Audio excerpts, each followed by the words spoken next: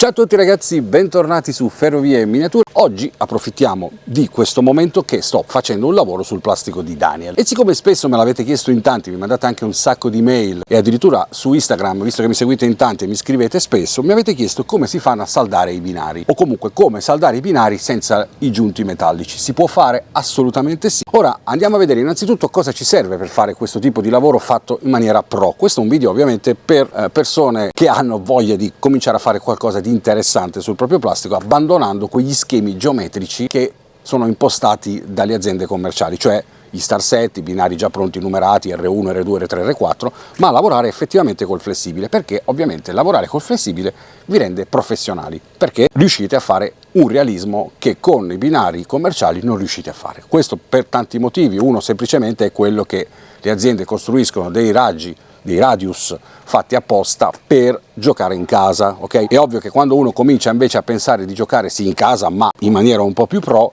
abbiamo bisogno per forza di cose, se vogliamo fare realismi e lavorare bene, di lavorare con i flessibili. Quindi ovviamente quello che vi sto facendo vedere funziona anche con i binari normali, non cambia nulla il concetto. Quindi ovviamente adesso andiamo a vedere con un binario flessibile o comunque con un binario qualunque come si fanno le saldature. La prima cosa che dobbiamo fare, abbiamo bisogno ovviamente di un Dremel, il Dremellino. Tutto quello che vi faccio vedere in questo video, ragazzi, trovate il link qua sotto, che è il link di affiliazione di Amazon, che semplicemente se voi acquisterete uno di questi articoli nei prossimi video, in questo video, insomma, se vi capita usando il mio link, non farete altro che semplicemente aiutarmi a supportarmi in questo canale a costo zero, quindi non dovete spendere nulla.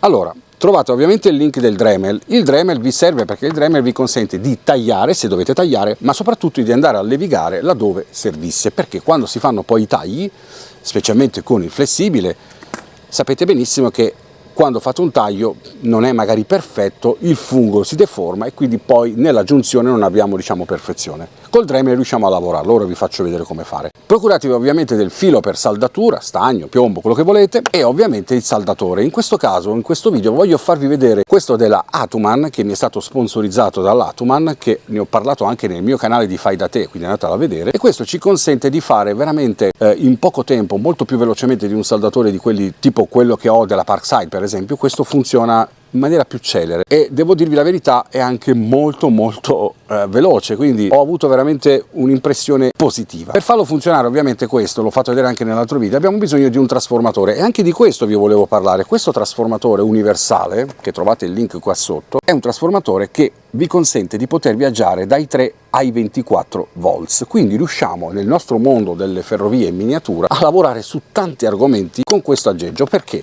questo aggeggio, come l'ho chiamato, ha all'interno un sacco di pin, un sacco di attacchi, un sacco di adattatori proprio per il nostro mondo, tipo questa parte qua. Ma anche questi spinotti qui non sono male, perché sono tutti adatti agli alimentatori che utilizziamo spesso sul plastico, quindi illuminazioni di casa, attivazione di meccanismi elettromagnetici e tante altre cose. Con questo lo potete fare, avete la possibilità di lavorare dai 3 ai 24 volts, quindi nel modellismo ferroviario sapete benissimo in base alla scala potete lavorarci, quindi addirittura questo lo potete usare anche per la scala G. Detto questo, ora mettiamoci all'opera direttamente, anche perché ho da fare un sacco di cose e devo tagliare un pezzo sul plastico che sto lavorando. Ok ragazzi, appoggiamoci qua col binario, andiamo a fare un taglio, quindi una specie di test, ok? Quindi facciamo finta che siamo sul pezzo, stiamo lavorando nella nostra ferrovia e abbiamo bisogno di fare un taglio, quindi facciamo prima il taglio e vediamo come farlo.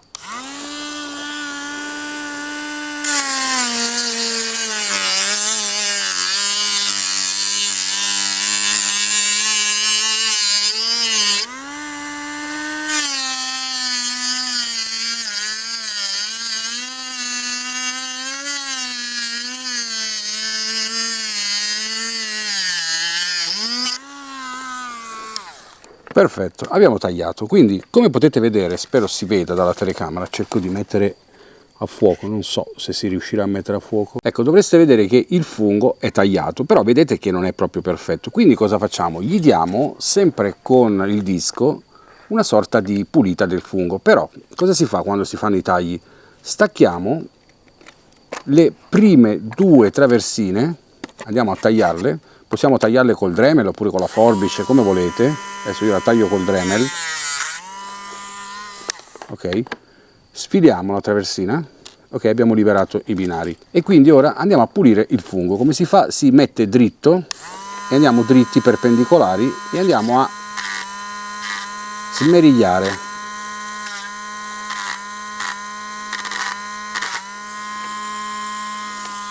Nel caso anche una leggera bottina gliela diamo anche sulla testa del fungo ed è a posto. Ok, adesso vedete è praticamente perfetto, come se fosse nuovo. Stessa cosa facciamo dall'altra parte del binario. In questo caso ora vi faccio vedere che prima l'ho tagliato col Dremel, ora lo taglio con la forbice. Ok, è uguale, non cambia nulla. Le traversine ovviamente non le buttate perché vi serviranno poi dopo quando farete nel vostro impianto la messa dell'armamento. Questi vi tornano utili da mettere sotto e vi faccio vedere poi che vanno levigate sopra qui. Dovete levigarle un pochino in modo che i ganci di alloggiamento della rotaia ovviamente vanno rasati, se no non riuscite a infilarli sotto. Invece li lasciate normali se doveste semplicemente reinserirli in questa maniera qua, cioè come l'abbiamo estratti in questo modo. Ok, diamo una pulita anche a quest'altro fungo.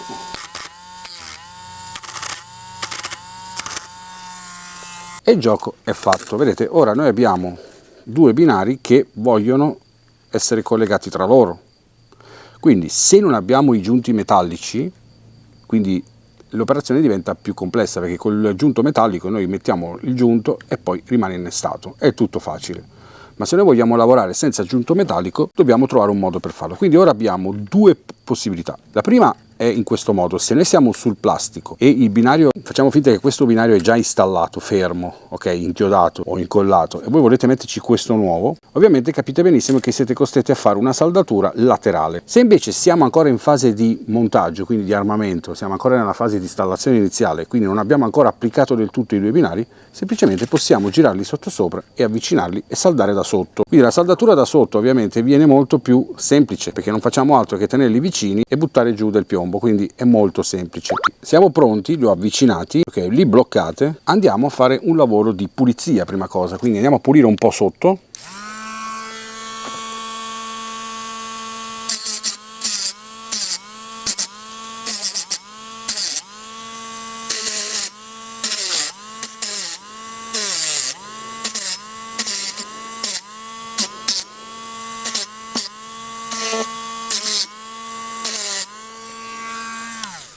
Quindi gli abbiamo dato una bella pulita, vedete, belli smerigliati, lucidi, quindi abbiamo tolto lo sporco in eccesso. Quindi dopo averli puliti gli passiamo un po' di piombo sopra, lo facciamo colare sopra e a questo punto andiamo a bloccare i nostri binari. Quindi io li tengo bloccati con dei pesetti e lo teniamo fisso. Ok, andiamo a lavorare sulla prima rotaia e gli facciamo una colata sopra. Stessa cosa facciamo anche da quest'altra parte.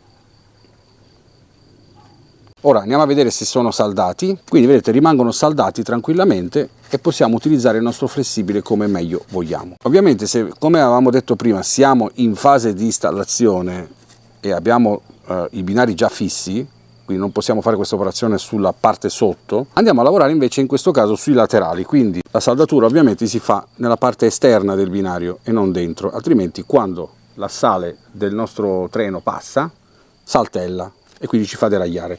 Invece mettendolo esternamente non abbiamo nessun problema. Richiamo un pochino, io lo andiamo a mettere anche lateralmente. Questo ovviamente vi consiglio di farlo in entrambi i casi in modo che vi dà un rinforzo maggiore per tenere fermo il binario. Quindi aspettiamo che si raffredda, giriamolo dall'altra parte così vediamo l'altra saldatura. Possiamo farlo anche così appoggiando il piombo, ok? E ci viene un lavoro diciamo abbastanza eccellente. Quindi vedete, dopo fatta questa saldatura non occorre fare altro. Poi quando andate ad invecchiare i binari gli passate sopra il colore, quindi questa piccola parte sparisce, ma col tempo comunque si annerisce e diventa lo stesso colore del binario, anche perché considerate che questi binari sono già anneriti di per sé, quindi il colore in realtà del binario è questo. Saldatore Atuman, ragazzi, mi è appena arrivato dall'azienda Atuman, trovate il link qua sotto per acquistarlo con la mia affiliazione su Banggood. Ma ragazzi, andiamo a vedere se effettivamente questo saldatore fa veramente quello che c'è scritto, perché dicono che questo raggiunge i 400 gradi in meno di 10 secondi. Andiamo subito a vederlo. Intanto la scatola è questa, si presenta così, è una scatola bianca, liscia, molto elegante, quindi anche per fare un bel regalo al vostro amico fai da te, praticamente della ditta Atuman. È un'azienda che si occupa proprio di prodotti molto molto dettagliati e minimal di tecnologie molto avanzate. Andiamo ad aprirlo, vediamo cosa troviamo nella confezione. Oh, molto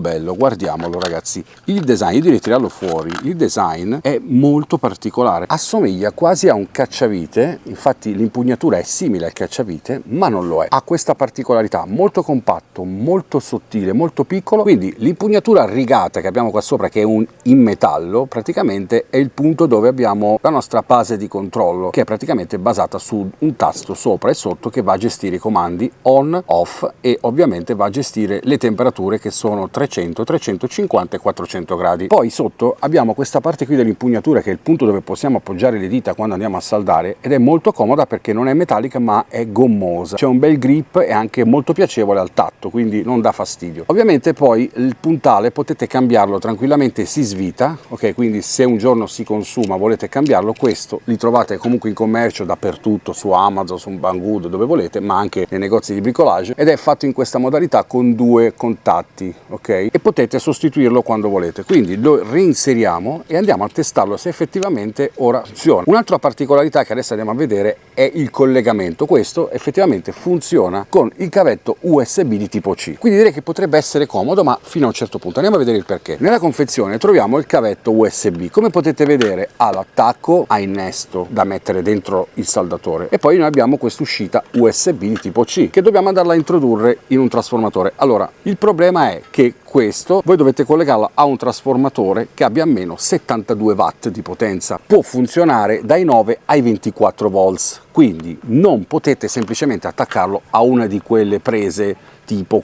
USB per il telefono, ok? Perché non ce la fa a scaldare, l'ho già testato. Per farlo funzionare dovete comprarvi un trasformatore che adesso andremo a vedere tra poco, che vi consente poi di poterlo utilizzare al meglio, al top, altrimenti a 400 gradi non ci arrivate. Quindi cosa c'è da fare? C'è da fare il test, ma prima di farlo devo farvi vedere appunto l'altro pezzo forte di questo video, che è il trasformatore, questo qui universale. Questo alimentatore ragazzi è il top di gamma secondo me, perché anche come fascia di prezzo, come potete notare nel link in descrizione che vi ho messo, che vi porta sul Amazon, è veramente yeah. Dico questo perché io mi occupo anche di modellismo e questo ragazzi va a chiudere tutta una serie di opportunità nel mondo del fai da te, perché con questo possiamo alimentare il mondo. Abbiamo questo tastino qui regolabile che ci consente di scegliere quale voltaggio vogliamo utilizzare, e questo ovviamente vi consente di poter viaggiare dai 3 ai 24 volts ed è una bomba. E non solo ragazzi, dentro nella confezione troviamo altri kit importantissimi di adattatori che ci consentono veramente il mondo, di andare praticamente quasi ovunque, in tutti gli alimentatori di tutto il mondo, quindi America, Europa, Asia eccetera eccetera. E in più abbiamo anche questi altri adattatori per le tecnologie portatili, quindi smartphone, computer portatili eccetera, che ci consentono di poterlo alimentare sempre, quindi abbiamo sempre l'opportunità di portarcelo dietro e utilizzarlo ovunque. Quindi per me questo è una bomba e ve lo voglio consigliare anche questo qua sotto, quindi andatelo a vedere perché è veramente interessante. Andiamo a vedere come funziona, e quindi in questo caso cosa facciamo? Semplicemente, siccome questo saldatore funziona 9 e 24 volts, io lo metto comunque a 24 per ottenere il massimo voltaggio, e questo arriva fino a un massimo di potenza di 72 watt ed è quello che serve a questo saldatore. Quindi spero che la telecamera riesca a farvi vedere. Io adesso l'ho acceso e quando muoviamo questo pomello nel display digitale riusciamo a vedere l'avanzamento del voltaggio, quindi io adesso lo porto al top a 24 e qualcosa. Abbiamo qui il cavo di collegamento, che in questo caso sono fortunato perché è proprio quello del saldatore, quindi uso questo direttamente e vado a sostituirlo da quello del saldatore di base, che va bene comunque uguale, e lo attacchiamo dentro. Il saldatore in questo momento si è già acceso, vedete, guardate, c'è una spia che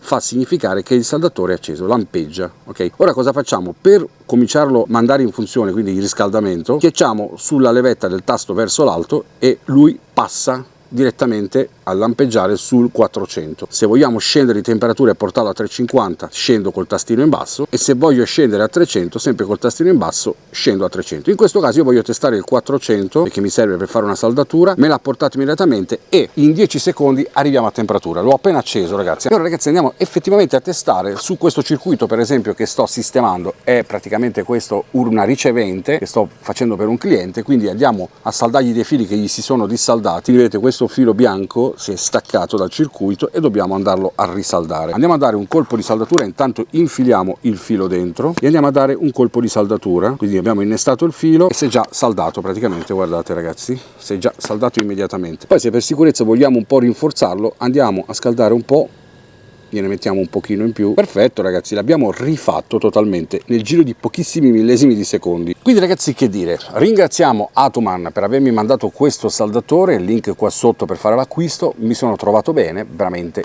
devo dirvi la verità, per il momento funziona benissimo, e grazie per avermi seguito e noi ci vediamo alla prossima. Ciao!